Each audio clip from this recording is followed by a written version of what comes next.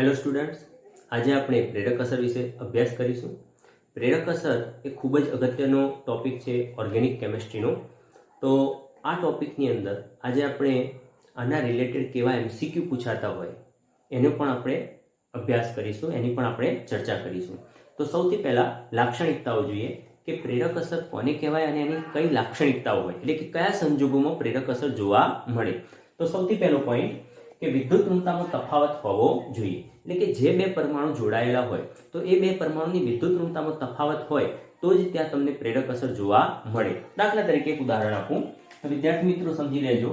HCl, તો અહીંયા મેં HCl લખ્યું તો એની અંદર આ જે સહસંયોજક બંધ હતો, આ સહસંયોજક બંધની અંદર બંને પરમાણુઓ તમે જોઈ શકો છો કે વિદ્યુત ઋણતા બંનેની જુદી જુદી. તો જ્યારે બંનેની વિદ્યુત ઋણતા જુદી જુદી હોય ત્યારે જેની વિદ્યુત ઋણતા વધારે હોય એ પરમાણુ બંધના ઇલેક્ટ્રોનને પોતાની તરફ આકર્ષી રાખે, પરિણામે તે પોતે આંશિક ઋણ વીજભારિત થાય, અને જેની વિદ્યુત ઋણતા ઓછી હતી એ પરમાણુ આંશિક ધન વીજભારિત થાય. ઓકે, તો આ જે અસર થઈ આ અસરને પ્રેરક અસર કહેવાય. ઓકે, તો જેની વિદ્યુત ઋણતા વધારે હોય પોતે આંશિક ઋણ વીજભાર પ્રાપ્ત કરે, અને જેની વિદ્યુત ઋણતા ઓછી હોય એ આંશિક ધન વીજભારિત થાય, તો આ અસરને પ્રેરક અસર કહે છે. અને આ રીતે નિશાની વડે એને દર્શાવાય. બીજો પોઈન્ટ, સિગ્મા ઇલેક્ટ્રોન ભાગ ભજવે છે, પાઈ ઇલેક્ટ્રોન ભાગ ભજવતા નથી. તો ખાસ યાદ રાખી લેજો કે પ્રેરક અસરની અંદર બંધના ઇલેક્ટ્રોન એટલે કે સહસંયોજક બંધ જે હોય, સિગ્મા બંધ હોય, એ સિગ્મા બંધના ઇલેક્ટ્રોન જ ભાગ ભજવતા હોય. ઓકે, પાઈ બંધના ઇલેક્ટ્રોન આની અંદર ભાગ ભજવતા નથી. ત્યારબાદ 3 કાર્બન અથવા તો 3 બંધ સુધી આ અસર જોવા મળે છે. 3 કાર્બન અથવા 3 બંધ સુધી આ અસર જોવા મળે એટલે એનો મિનિંગ શું થાય? તો જો વિદ્યાર્થી મિત્રો, દાખલા તરીકે આ રીતે આપણે 1 2 3 4 આમ 4 કાર્બન વાળી કોઈ પ્રણાલી લઈએ અને એની સાથે કોઈ એક હેલોજન પરમાણુ જોડાયેલો હોય. તો અહીંયા આ હેલોજન પરમાણુની વિદ્યુત ઋણતા વધારે, પરિણામે એના આ જે બંધના ઇલેક્ટ્રોન હતા એ બંધના ઇલેક્ટ્રોન પોતાની તરફ એ આકર્ષિત કરશે, પરિણામે પોતે આંશિક ઋણ વીજભારિત બને, અને આ જે કાર્બન પરમાણુ હતો એ આંશિક ધન વીજભારિત થાય. હવે આ જે અસર હતી પ્રેરક અસર, એ પ્રેરક અસર 3 કાર્બન સુધી જોવા મળે, એટલે કે માત્ર એક બંધ પૂરતી મર્યાદિત હોતી નથી. આ જે ઇલેક્ટ્રોન આકર્ષવાની જે વૃત્તિ હોય એ નજીકના બીજા બંધ ઉપર પણ અસર એની જોવા મળે, પરંતુ પહેલા કરતા બીજા બંધ ઉપર એની અસર ઓછી હોય, થોડી નબળી હોય. ઓકે, તો ઓછી થતી જાય. ત્યાર પછી ત્રીજા બંધ ઉપર જોવા જાવ તો એના કરતા પણ આ અસર નબળી થતી જશે. તો આમ આ અસર ધીમે ધીમે નબળી પડતી જાય છે. ઓકે, અને ચોથા કાર્બન અથવા તો ચોથા બંધ ઉપર આ અસર અવગણી શકાય એટલી ઓછી હોય છે. ઓકે, તો ફરીથી 3 કાર્બન અથવા તો 3 બંધ સુધી આ અસર જોવા મળે છે. ત્યારબાદ જેમ અંતર વધે તેમ આ અસર નબળી થતી જાય છે. ખૂબ જ અગત્યનો મુદ્દો. તો જેમ અંતર વધતું જાય, જેમ વધારે વિદ્યુત ઋણ ઘટકથી દૂર જતા જઈએ એમ આ અસર નબળી પડતી જાય. ઓકે, અને આ અસર કાયમી છે. તો યાદ રાખી લેજો, ઘણી વખતે આ જે મુદ્દાઓ લખ્યા લાક્ષણિકતાઓના, આ લાક્ષણિકતાઓના મુદ્દાઓમાંથી પણ ઘણી વખત MCQ પૂછાતો હોય. ઓકે, કે પ્રેરક અસર કાયમી છે કે કામચલાઉ? તો આ અસર કાયમી અસર છે. ઓકે, તો હવે વિદ્યાર્થી મિત્રો આપણે પ્રેરક અસરના કેટલાક એક્ઝામ્પલ જોઈએ તથા પ્રેરક અસરના પ્રકાર જોઈ લઈએ. તો પ્રેરક અસરના 2 પ્રકાર થશે, એક ધન પ્રેરક અસર અને બીજી ઋણ પ્રેરક અસર. તો આવો પહેલા જોઈ લઈએ પ્રેરક અસરના પ્રકાર. ઓકે, તો પ્રેરક અસરના પ્રકાર એટલે કે આઈ અસરના પ્રકાર, તો અહીંયા 2 પ્રકાર થશે પ્રેરક અસરના, એક પ્લસ આઈ અસર અને બીજી માઇનસ આઈ અસર. તો પ્લસ આઈ અસર કોને કહેવાય અને માઇનસ આઈ અસર કોને કહેવાય? તો જ્યારે કેટલાક સમૂહ એવા હોય કે જે ઇલેક્ટ્રોન દાતા હોય, ઇલેક્ટ્રોન દાતા, તો જેને આપણે ERG અથવા EDG એટલે કે ઇલેક્ટ્રોન ડોનેટિંગ ગ્રુપ અથવા ઇલેક્ટ્રોન રિલીવિંગ ગ્રુપ, ઓકે, જે ઇલેક્ટ્રોન ગુમાવતા હોય, ઇલેક્ટ્રોનનું દાન કરતા હોય એવા સમૂહને ERG અથવા તો ઇલેક્ટ્રોન ડોનેટિંગ ગ્રુપ EDG તરીકે ઓળખીશું. જ્યારે જો કોઈ સમૂહ એવો હોય કે જે ઇલેક્ટ્રોન આકર્ષક હોય તો એને આપણે EWG તરીકે ઓળખીશું, એટલે કે ઇલેક્ટ્રોન વિથડ્રોઈંગ ગ્રુપ. ઓકે, ઇલેક્ટ્રોન આકર્ષક સમૂહ. ઓકે, તો આ રીતે વિદ્યાર્થી મિત્રો આઈ અસરના 2 પ્રકાર થશે, એક તો પ્લસ આઈ અસર દર્શાવતા સમૂહ અને કેટલાક હશે જે માઇનસ આઈ અસર દર્શાવતા સમૂહ હશે. તો ચલો સૌથી પહેલા આપણે ERG એટલે કે ઇલેક્ટ્રોન ડોનેટિંગ ગ્રુપ વિશેનો અભ્યાસ કરી લઈએ. તો પ્લસ આઈ અસરના ઉદાહરણ જોઈ લઈએ. તો જેમ કે મિથાઇલ સમૂહ CH3, એ જ રીતે CH3 CH2 ઇથાઇલ સમૂહ, પ્રોપાઇલ સમૂહ લઈ લઈએ. આ રીતે જો શાખા હોય તો એ શાખા, વધારે શાખા હોય જેમ શાખામાં વધારો થતો જાય, બરાબર, તો તમે અહીંયા જોઈ શકો છો કે જેમ શાખામાં વધારો થતો જાય, બરાબર, એમ પ્લસ આઈ અસર વધે છે. તો આમ ઉપરથી નીચે તરફ જઈશું એમ પ્લસ આઈ અસરમાં વધારો જોવા મળે છે. ઓકે, જો આલ્કાઇલ સમૂહ ધાતુ સાથે જોડાયેલો હોય,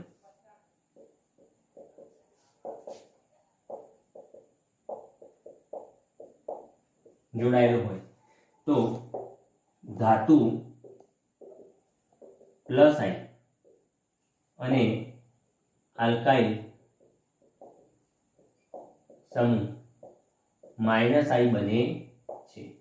આ એક ખાસ યાદ રાખજો. આગળ જે ઉદાહરણો જોયા એ ઉદાહરણોની અંદર આલ્કાઇલ સમૂહ પ્લસ આઈ હતો, પરંતુ કેટલીક વખતે ધાતુ સાથે જોડાયેલો હોય, જેમ કે આ રીતે હોય વિદ્યાર્થી મિત્રો, ગ્રિગ્નાર્ડ પ્રક્રિયક, બરાબર, તો આને આપણે ગ્રિગ્નાર્ડ પ્રક્રિયક કહીએ. તો અહીંયા ગ્રિગ્નાર્ડ પ્રક્રિયકની અંદર આ ધાતુ, તો ધાતુ પ્લસ થાય તો ઓટોમેટિકલી આ કાર્બન જે હતો એ માઇનસ થઈ જશે. તો જ્યારે ધાતુ સાથે આલ્કાઇલ સમૂહ જોડાયેલો હોય એવા સંજોગોમાં તે આલ્કાઇલ સમૂહ માઇનસ આઈની જેમ વર્તે છે, કારણ કે ધાતુની ઇલેક્ટ્રોન દાન કરવાની વૃત્તિ વધારે હોય, માટે એવા સંજોગોમાં ધાતુ હતો એ પ્લસ આઈની જેમ વર્તે છે.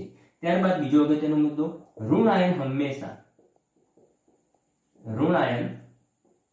હંમેશા પ્લસ આઈ હોય છે.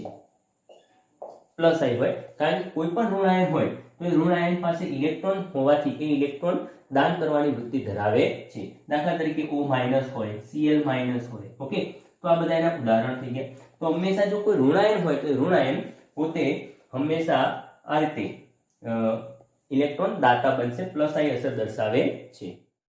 ડ્યુટેરિયમ જો હોય તો ડ્યુટેરિયમની પ્લસ આઈ અસર હાઇડ્રોજન કરતા વધારે હોય. પ્લસ આઈ અસર,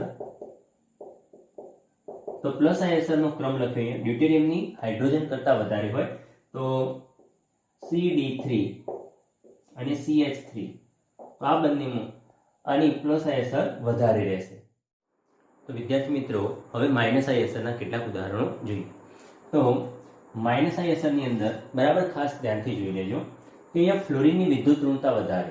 તો ફ્લોરિનની વિદ્યુત ઋણતા વધારે હોવાના કારણે જો આ રીતનો કોઈ સમૂહ જોડાયેલો હોય તો આ સમૂહ માઇનસ આઈ અસર ધરાવે છે.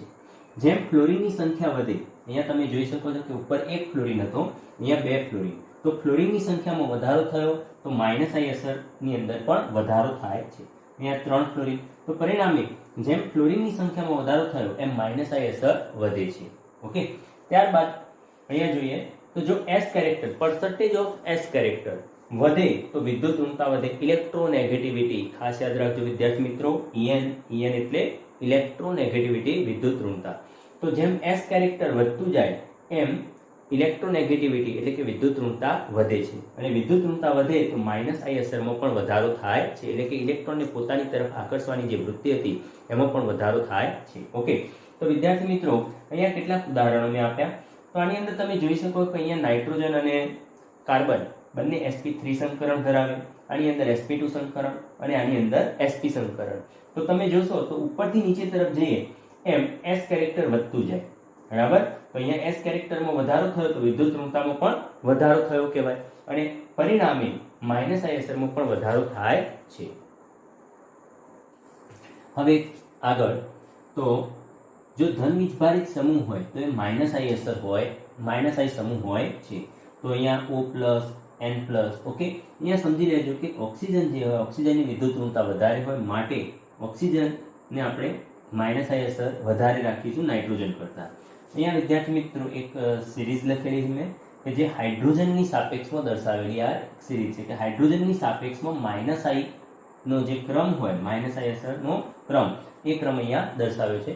તો આનો એક સ્ક્રીનશોટ લઈ લેજો તમે, ખૂબ જ અગત્યનું રહેશે, કારણ કે આગળ આપણે જે MCQ જોઈશું તો MCQમાં તમારે આની જરૂર પડશે. તો વિદ્યાર્થી મિત્રો, હવે આપણે પ્રેરક અસરની ઉપયોગિતા જોઈશું. તો પ્રેરક અસરની ઉપયોગિતામાં સૌથી પહેલો પોઈન્ટ, તો કાર્બોકેટાયનની સ્થાયીતા સમજવા માટે, કાર્બોકેટાયનની સ્થાયીતા સમજવા માટે વિદ્યાર્થી મિત્રો, કાર્બોકેટાયનની સ્થાયીતા ઉપર એક અલગથી વિડીયો બનાવેલો છે મેં, તો એ જોઈ લેજો. તો કાર્બોકેટાયન, કયો કાર્બોકેટાયન વધારે સ્થાયી હોય, કયો કાર્બોકેટાયન ઓછો સ્થાયી હોય, તો એના ઉપર પ્રેરક અસર ખૂબ જ ભાગ ભજવતી હોય. ઓકે, એના રિલેટેડ કેટલાક એમસીક્યુ પણ આપણે આ ટોપિકની અંદર, આ લેક્ચરની અંદર આપણે જોઈશું. ઓકે, ત્યારબાદ બીજો કાર્બોએનાયન. તો કાર્બોએનાયનની સ્થાયીતા સમજવા માટે, એ જ રીતે મુક્ત મૂલકની સ્થાયીતા સમજવા માટે,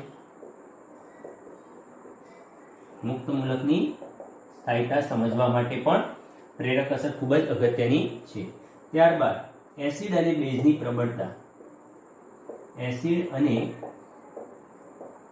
બેઝની પ્રબળતા, નક્કી કરવા માટે. ઓકે, તો વિદ્યાર્થી મિત્રો, ખૂબ જ અગત્યના મુદ્દા છે, ખૂબ જ ઉપયોગિતા છે આની પ્રેરક અસરની. તો આ ચારેયના રિલેટેડ એમસીક્યુ, ઘણા બધા એમસીક્યુ પૂછાતા હોય છે. તો આપણે હવે આ એમસીક્યુની ચર્ચા કરીશું. તો વિદ્યાર્થી મિત્રો, કાર્બોકેટાયનની સ્થાયીતાના આધારે ક્રમમાં લખો. એ માત્ર બે જ ઓપ્શન મૂકેલા છે. તો મિથાઇલ, અહીંયા તમે જોશો તો આલ્કાઇલ કાર્બોકેટાયન, અને આ બીજો વિનાઇલ કાર્બોકેટાયન. ઓકે, તો આલ્કાઇલ કાર્બોકેટાયન અને આ વિનાઇલ કાર્બોકેટાયન.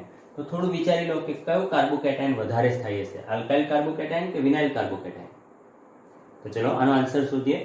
તો આલ્કાઇલ કાર્બોકેટાયનની અંદર આ જે કાર્બન હતો એ કાર્બનનું સંકરણ sp3, જ્યારે વિનાઇલ કાર્બોકેટાયનની અંદર કાર્બનનું સંકરણ sp2. આ જે કાર્બન દેખાય એ કાર્બનનું સંકરણ sp2. તો પરિણામે વિદ્યાર્થી મિત્રો, તમે જાણો છો કે sp3 કાર્બન જે હોય વધારે ઇલેક્ટ્રોન દાતા હોય, જ્યારે sp2 કાર્બન હોય એની વિદ્યુત ઋણતા sp3 કરતા વધારે હોય. યાદ રાખજો, પર્સન્ટેજ ઓફ s કેરેક્ટર વધે, આપણે જોઈ લીધું કે જો s લાક્ષણિકતામાં વધારો થાય તો પરિણામે વિદ્યુત ઋણતા વધે. પર્સન્ટેજ ઓફ s કેરેક્ટર વધે તો વિદ્યુત ઋણતા, ઇલેક્ટ્રોનેગેટિવિટી વધે. ઓકે, તો પરિણામે આ જે CH2 સમૂહ sp2 સંકરણ વાળો જે કાર્બન હતો એ મિથાઇલ જેટલા, એટલે કે sp3 સંકરણ વાળા કાર્બન જેટલો વધારે પ્રમાણમાં ઇલેક્ટ્રોન આપી શકતો નથી. પરિણામે તમે જોવા જાઓ તો આની વિદ્યુત ઋણતા, આ જે વિદ્યુત ઋણતા ઓછી હોય, એટલે કે વધારે ઇલેક્ટ્રોન દાન કરે, તો કાર્બોકેટાયન વધારે સ્થાયી થાય છે. પ્લસ આઈ અસર વધારે હશે, આની પ્લસ આઈ અસર ઓછી હશે. ઓકે, તો પરિણામે A ગ્રેટર ધેન B. તો કાર્બોકેટાયનની સ્થાયીતા જોવા જઈએ તો વિનાઇલ કરતા આલ્કાઇલ કાર્બોકેટાયન વધારે સ્થાયી હોય. કેટલીક વખતે વિદ્યાર્થી મિત્રો તમને એમ થાય કે સર રેઝોનન્સ તો આની અંદર સંસ્પદન નહીં થાય. યાદ રાખજો, અહીંયા રેઝોનન્સ થઈ શકે એમ નથી. જો રેઝોનન્સ શક્ય હોત તો આ વધારે સ્થાયી થઈ શક્યો હોત. ઓકે, આગળનો એમસીક્યુ. તો માઇનસ આઈ અસરના આધારે ક્રમમાં લખો. તો આપણે આ ટોપિકની અંદર ચર્ચા કરી, આગળ એક ક્રમ બતાવ્યો હતો, તો એ ક્રમના આધારે અહીંયા સીધો આપણે જવાબ આપવાનો. તો માઇનસ આઈ અસરના આધારે ક્રમમાં લખો. તો સૌથી વધારે માઇનસ આઈ અસર કોની હશે? આપેલા ચાર જે ઉદાહરણો છે એ પૈકી તો NO2 ની માઇનસ આઈ અસર વધારે હોય. ઓકે, તો ક્રમમાં લખીએ તો આ રીતે લખી શકાય. ત્યારબાદ બીજા નંબરે માઇનસ આઈ અસર SO3H ની રહેશે, SO3H. ત્યારબાદ ફ્લોરિન અને નાઇટ્રોજન પૈકી ફ્લોરિનની વિદ્યુત ઋણતા વધારે હોય માટે ફ્લોરિન આવે, એટલે કે સોરી અહીંયા નંબર લખી દઈએ 3, નંબર 2 અને ત્યારબાદ નંબર 4. ઓકે, તો આપણો આન્સર રહેશે. તો માઇનસ આઈ અસરના આધારે ક્રમ આ રીતનો જોવા મળે. વિદ્યાર્થી મિત્રો,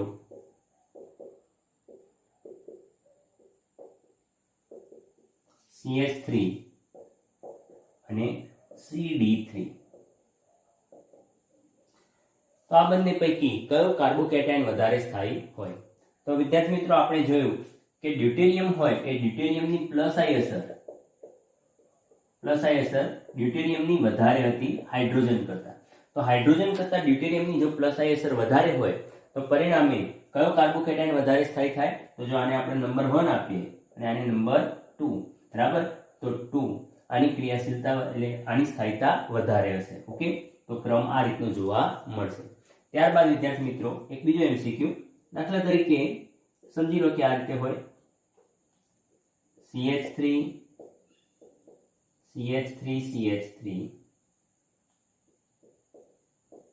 CH2 પ્લસ. ઓકે, ત્યારબાદ CD3 CH3 CH2 plus CD3 CD3 CH3 CH2 plus. Okay, અને એક બીજો ઓપ્શન અહીંયા લખી દઉં CD3 CD3 CD3 CH2 plus. તો વિદ્યાર્થી મિત્રો બંધારણ 1 2 3 અને 4, તો આ ચારેને આપણે ક્રમમાં લખીશું કાર્બોકેટાયનની સ્થાયીતાના આધારે. તો કયો સૌથી વધારે કયો કાર્બોકેટાયન વધારે સ્થાયી થાય? તો જેની અંદર આ ડ્યુટેરિયમ હતો, જેની અંદર ડ્યુટેરિયમનું પ્રમાણ વધારે હશે એ વધારે સ્થાયી થાય. તો એના આધારે જો જોવા જઈએ તો અહીંયા તમે જોઈ શકો છો CD3 CD3 CD3. ઓકે, તો પરિણામે બંધારણ 1 સૌથી વધારે સ્થાયી થાય. તો પરિણામે આપણે આ રીતે લખી શકીએ 1, ત્યારબાદ બીજા નંબરે કયો આવશે? નંબર 4, ત્યારબાદ નંબર 3 અને છેલ્લે નંબર 2. ઓકે, તો આ રીતે કાર્બોકેટાયનની સ્થાયીતા સમજાવી શકાય પ્લસ આયસરના આધારે. બીજો એક MCQ, કાર્બોકેટાયનની સ્થાયીતાના આધારે ક્રમમાં લખો. તો A B C આમ 3 ઓપ્શન આપેલા છે આપણને, તો આને તમારે ક્રમમાં લખવાના કાર્બોકેટાયનની સ્થાયીતાના આધારે. તો ચલો આને પણ સોલ્વ કરી દઈએ. તો સૌથી પહેલા જો ચર્ચા કરીએ તો આ જે કાર્બોકેટાયન ખરું, અહીંયા કાર્બન ગણી લેજો. તો આ કાર્બોકેટાયન એ પ્રાઇમરી કાર્બોકેટાયન કહેવાય. આ જે કાર્બોકેટાયન કાર્બન ઉપર ધન વીજભાર હોય તો આપણે એને કાર્બોકેટાયન કહીશું. તો તમે જોઈ શકો છો કે જે કાર્બન ઉપર ધન વીજભાર છે એ કાર્બન બીજા 2 કાર્બન સાથે જોડાયેલો છે, માટે આ જે કાર્બોકેટાયન હતો એને સેકન્ડરી કાર્બોકેટાયન કહેવાય. ત્યારબાદ વિદ્યાર્થી મિત્રો અહીંયા જે પ્લસ કર્યું એટલે કે આ કાર્બન, તો આ જે કાર્બોકેટાયન એટલે કે ધન વીજભાર ધરાવતું જે કાર્બન એ બીજા 3 કાર્બન સાથે જોડાયેલો છે, 1 2 અને 3. ઓકે, અહીંયા તમે જોઈ શકો છો કે આલ્કાઇલ સમૂહ કહેવાશે આ બધા sp3 સંકરણ વાળા કાર્બન જોડાયેલા છે. તો વિદ્યાર્થી મિત્રો ટર્સરી કાર્બોકેટાયન હોય એ વધારે સ્થાયી થાય, કારણ કે એની અંદર પ્લસ આયસર ધરાવતા સમૂહની સંખ્યા વધારે હોય.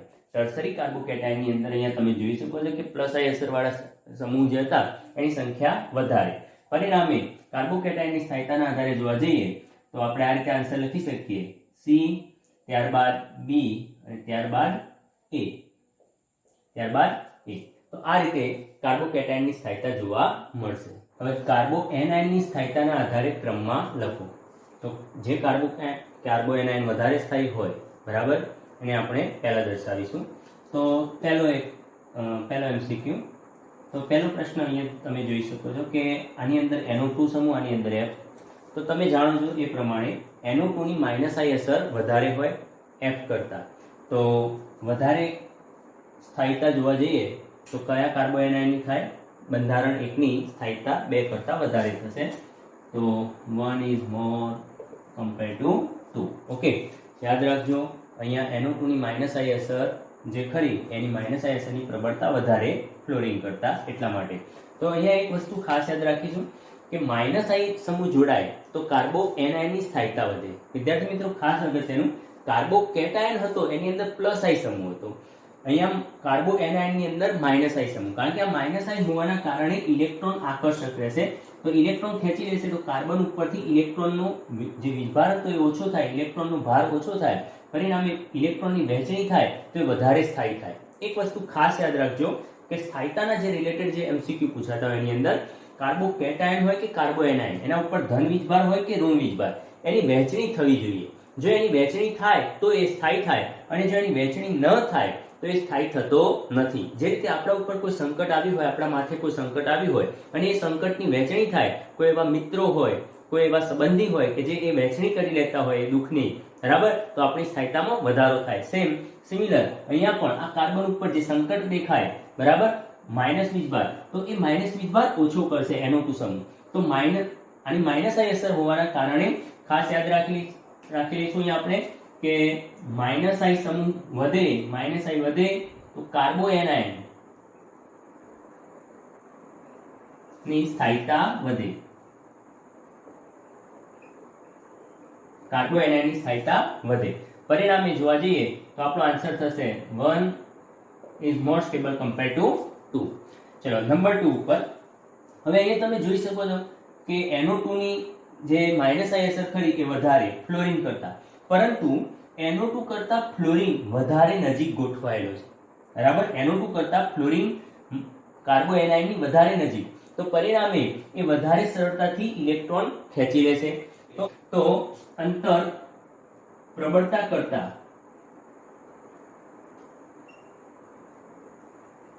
અંતર વધુ અસરકારક, તો પ્રબળતા કરતા અંતર અહીંયા વધારે અસરકારક સાબિત થયું. પરિણામે અહીંયા બંધારણ જે 2 ખરું એ વધારે સ્થાયી થશે 1 કરતા. ઓકે, એ જ રીતે ત્રીજા એમસીક્યુ ની અંદર NO2 અને F. તો આની અંદર તમે જોવો છો તો એક NO2 જ્યારે આની અંદર 2 ફ્લોરિન, અંતર સરખું છે, અંતર બંને જગ્યાએ સરખું. ત્રીજા નંબરના કાર્બન ઉપર NO2, ત્રીજા નંબરના કાર્બન ઉપર 2 ફ્લોરિન. તો આની અંદર ફ્લોરિનની સંખ્યા વધારે. તો આ સંજોગોની અંદર પણ અહીંયા બંધારણ 2 ની સ્થાયીતા વધારે હશે 1 કરતા, કારણ કે અહીંયા અંતર ભલે સરખું રહ્યું પરંતુ સંખ્યા, તો number of -I group is more dominating factor compared to distance. Okay, તો પરિણામે અહીંયા અંતર કરતા જે સંખ્યા હતી -I સમૂહની એ વધારે અસરકારક થઈ ગઈ. તો સંખ્યા અંતર કરતા વધુ અસરકારક. તો ખાસ યાદ રાખી લઈશું વિદ્યાર્થી મિત્રો, આ પ્રકારના એમસીક્યુ જેડબલઈ અને નીટની એક્ઝામમાં પૂછાતા હોય છે. બીજો એમસીક્યુ કાર્બોકેટાયનની સ્થાયીતાના આધારે ક્રમમાં લખો. તો અહીંયા આપણે કાર્બોકેટાયનની સ્થાયીતાના આધારે આપણે ABCD 4 ઓપ્શન આપ્યા, એ 4 ઓપ્શન આપણે ક્રમમાં લખીશું. ઓકે, તો થોડું વિચારી લો. ઓકે, ચલો તો સ્ટાર્ટ કરીએ. તો વિદ્યાર્થી મિત્રો ખાસ યાદ રાખજો, આપણે જે પ્રેરક અસરના ઉપયોગો જોયા હતા એ વખતે આપણે ચર્ચા કરી હતી કે પ્રેરક અસરની ઉપયોગિતામાં કાર્બોકેટાયનની સ્થાયીતા સમજાવવા માટે તે ખૂબ જ અગત્યની છે. તો અહીંયા કાર્બોકેટાયનની સ્થાયીતા સમજાવવા માટે આપણે પ્રેરક અસરનો ઉપયોગ કરીશું. એક વસ્તુ નોંધી રાખજો વિદ્યાર્થી મિત્રો કે જેટલો +I અસર જેટલી વધારે એટલો કાર્બોકેટાયન વધારે સ્થાયી. એટલે કે કાર્બોકેટાયન સાથે જો કોઈ +I સમૂહ જોડાયેલો હોય, જો કાર્બોકેટાયન સાથે કોઈ +I સમૂહ જોડાયેલો હોય તો તે કાર્બોકેટાયનની સ્થાયીતામાં વધારો કરે છે. તો વિદ્યાર્થી મિત્રો અહીંયા જો જોવા જઈએ આપેલા ઓપ્શનો ઉપર, તો સૌથી વધારે +I સમૂહ સી ઓપ્શનની અંદર આ ટર્સરી કાર્બોકેટાયન છે. ઓકે, તો ટર્સરી કાર્બોકેટાયનની અંદર અહીંયા તમે જોઈ શકો છો કે 3 મિથાઇલ સમૂહ જોડાયેલા, પરિણામે આ ઇલેક્ટ્રોન દાતા કહેવાય, પરિણામે આ કાર્બોકેટાયનની સ્થાયીતામાં વધારો કરે. ઓકે, તો નોંધ કરી રાખીશું વિદ્યાર્થી મિત્રો, નોંધ +I સમૂહ વધે, +I સમૂહ વધે તો કાર્બોકેટાયનની સ્થાયીતા વધે, સ્થાયીતા વધે. ઓકે, તો જો +I સમૂહ વધારે હશે તો કાર્બોકેટાયનની સ્થાયીતામાં વધારો કરે. તો એ આધારે જો જોવા જઈએ તો ઓપ્શન સી સૌથી વધારે સ્થાયી કાર્બોકેટાયન સી થશે. ત્યારબાદ વિદ્યાર્થી મિત્રો સેકન્ડરી કાર્બોકેટાયન, અહીંયા તમે જોઈ શકો છો 2 મિથાઇલ સમૂહ જોડાયેલા જે +I અસર દર્શાવે, પરિણામે બીજા નંબરે કાર્બોકેટાયનની સ્થાયીતા બી ની થાય.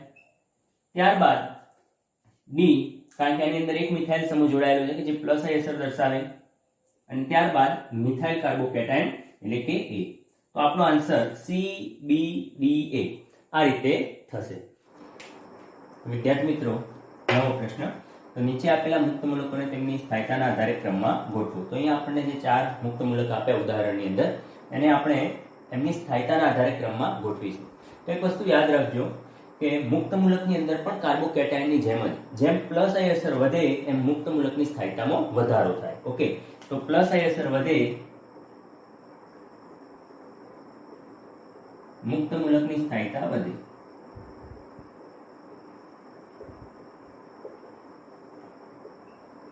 ઓકે, તો ચલો આના આધારે આપણે જવાબ વિચારીએ. તો સૌથી વધારે સ્ટેબલ આપેલા 4 પૈકી સી થશે, કારણ કે એની પાસે 3 મિથાઇલ સમૂહ જોડાયેલા છે કે જે +I અસર ધરાવે છે, બરાબર. પરિણામે સૌથી વધારે સ્ટેબલ થાય સી. ત્યારબાદ બીજા નંબરે એ આવશે, કારણ કે એની પાસે 2 +I સમૂહ જોડાયેલા, જેના કારણે જે ઇલેક્ટ્રોનનું દાન કરશે. વિદ્યાર્થી મિત્રો એક વસ્તુ સમજી લેજો, આ જે કાર્બન ખરું એ કાર્બનનું અષ્ટક પૂર્ણ થતું નથી, ઇલેક્ટ્રોન ડેફિશિયન્ટ કહેવાય. ઇલેક્ટ્રોન ડેફિશિયન્ટ, એનું અષ્ટક પૂર્ણ થયું નથી એટલે કે એને ઇલેક્ટ્રોનની ઉણપ છે. તો પરિણામે આવા જો સમૂહ જોડાયેલા હોય જે ઇલેક્ટ્રોનનું દાન કરતા હોય તો એની સ્થાયીતામાં વધારો કરશે. ઓકે, ત્યારબાદ આની અંદર ત્રીજા નંબરે એક મિથાઇલ સમૂહ જોડાયેલો, પરિણામે ડી, અને સૌથી છેલ્લે બી. વિદ્યાર્થી મિત્રો, આપણે જોયું કે પ્રેરક અસરના જે ફાયદા હતા એ પૈકી એક ફાયદો હતો એસિડની પ્રબળતા નક્કી કરવા માટે. ઓકે, તો અહીંયા એક આપણી પાસે એક એમસીક્યુ છે કે નીચેના પૈકી કોની એસિડિક પ્રબળતા સૌથી વધારે હશે? તો થોડું વિચારી લો આના ઉપર. ઓકે, ચલો વિચારી લીધું.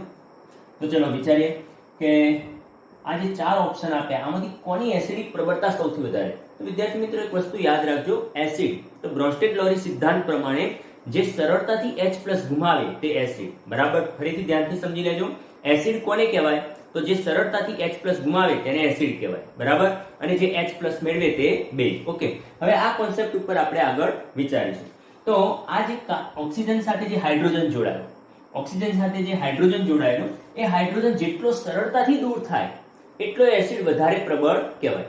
હવે વિદ્યાર્થી મિત્રો સમજો કે આ જે એસિડ હતો તો એસિડની અંદર અહીંયા ઓક્સિજન સાથે ઓક્સિજન ઉપર જે લોન પેર ઇલેક્ટ્રોન હોય એની ઇલેક્ટ્રોન ઘનતાના કારણે જેટલી ઇલેક્ટ્રોન ઘનતા વધારે હશે એટલો હાઇડ્રોજન વધારે આકર્ષણ અનુભવે અને પરિણામે હાઇડ્રોજન સરળતાથી દૂર થઈ શકતો નથી. બરાબર, ફરીથી એકવાર વિચારી લેજો. જો ઓક્સિજન ઉપર ઇલેક્ટ્રોનની ઘનતા વધારે હોય તો પરિણામે હાઇડ્રોજન સરળતાથી દૂર થતો નથી, એને એટ્રેક્શન વધારે હોય. પરિણામે એ દૂર ના થાય તો એસિડની પ્રબળતા ઘટે. તો વિદ્યાર્થી મિત્રો યાદ રાખો કે અહીંયા CH3 સમૂહ જોડાયો, મિથાઇલ સમૂહ.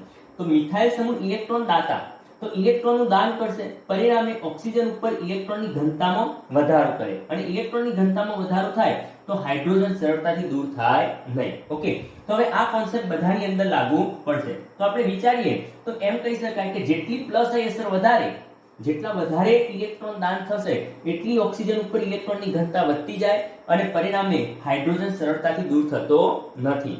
બરાબર, પરિણામે જો પ્લસ આઈ અસર વધારે હોય તો એસિડની પ્રબળતામાં ઘટાડો કરશે. ઓકે, તો નોંધ કરી રાખીશું આપણે કે જો પ્લસ આઈ અસર વધુ તો એસિડની પ્રબળતા ઘટે.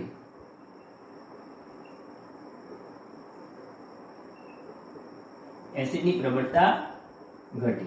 ઓકે, તો આના આધારે વિચારીએ તો તમે જોઈ શકો છો અહીંયા કે સૌથી વધારે પ્લસ આઈ અસર દર્શાવતો જો કોઈ ગ્રુપ હોય તો આ થશે. બરાબર, સૌથી વધારે પ્લસ આઈ, તો પરિણામે આ સૌથી વધારે ઇલેક્ટ્રોનનું દાન કરશે તો ઓક્સિજન ઉપર મેક્સિમમ ઇલેક્ટ્રોન ડેન્સિટી થશે, ઇલેક્ટ્રોનની ઘનતા વધી જશે. પરિણામે આ હાઇડ્રોજનને દૂર કરવો વધારે મુશ્કેલ થશે. તો આ હાઇડ્રોજન સરળતાથી દૂર થતો નથી, પરિણામે તેની એસિડિક પ્રબળતા જે હતી એ નબળી પડી જાય. ઓકે, તો આ કોન્સેપ્ટને જો ધ્યાનમાં લઈને તમે વિચારવા જશો તો સૌથી વધારે પ્રબળ માંગ્યું, તો સૌથી વધારે પ્રબળ આપેલા ચાર ઓપ્શન પૈકી આપણો જવાબ થશે A. ઓકે, જો ક્રમમાં લખવાનો થાય તો ક્રમમાં આપણે આ રીતે લખી શકીએ, સૌથી વધારે પ્રબળ A, ત્યારબાદ બીજા નંબરે B, ત્યારબાદ C અને સૌથી છેલ્લે D. ઓકે, લાસ્ટમાં D. ઓકે, પ્રબળતા સૌથી વધારે છે. તો આની અંદર પણ તમે જોઈ શકો છો કે ફ્લોરિન, તો ફ્લોરિન એ માઈનસ આઈ અસર ધરાવતો સમૂહ થશે. હવે વિદ્યાર્થી મિત્રો જુઓ તો દરેકની અંદર COH સમૂહની સાથે એક કાર્બન જોડાયેલું, COH સમૂહની સાથે એક કાર્બન. ઓકે, હવે એની સાથે ફ્લોરિનની સંખ્યા જુદી જુદી.